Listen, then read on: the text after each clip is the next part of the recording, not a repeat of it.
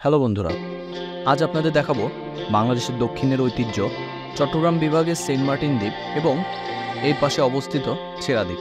Saint Martin স্থানীয়ভাবে নারিকেল জিঞ্জিরা বা দারুচিনি দ্বীপ নামে পরিচিত।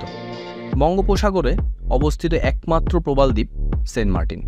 প্রায় ৩ বর্গ কিলোমিটার আয়তন। এটি টেকনাফ উপকূল থেকে প্রায় ৯ কিলোমিটার দক্ষিণে অবস্থিত। এই দ্বীপ প্রবাল আশ্রিত। সাদা বালু, নারিকেল গাছ আর পরিষ্কার পানি মানেই যেন এর অন্য রূপের পৃথিবী।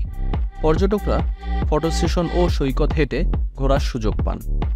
ছেড়া দ্বীপ হচ্ছে সেন্ট মার্টিনের পাশের একটি অনাবাসিক দ্বীপ। হাই ডাইডে এটি সাঁতারে তৈরি হয়। লো ডাইডে ২ থেকে ৩ ঘন্টার হাঁটার মাধ্যমে পৌঁছানো যায়। এখানে প্রবাল গুহা, বালু খেলা আর একান্ত নিরিবিলি পরিবেশ রয়েছে। এখানে ঘোরার সবথেকে উত্তম সময় নভেম্বর থেকে ফেব্রুয়ারি পর্যন্ত, কিন্তু ফেব্রুয়ারি থেকে ২০২৫ সালের অক্টোবর পর্যন্ত ৯ মাস সময়ের জন্য পর্যটন নিষেধাজ্ঞা আরোপ করা হয়েছে। চট্টগ্রাম থেকে বাসে টেকনাফ, সেখানে ফেরি এই রুটে পৌঁছানো যায় ছেড়া দ্বীপে। সংখ্যায় সীমিত হোটেল রয়েছে, অফগ্রিড বিদ্যুৎ সরবরাহ সাধারণ। রাতে শুধুমাত্র জেনারেটর আর সোলার প্যানেল চালু থাকে। অনেক পর্যটক এখানে রাত কাটানোর জন্য আগেভাগেই বুকিং করে রাখে।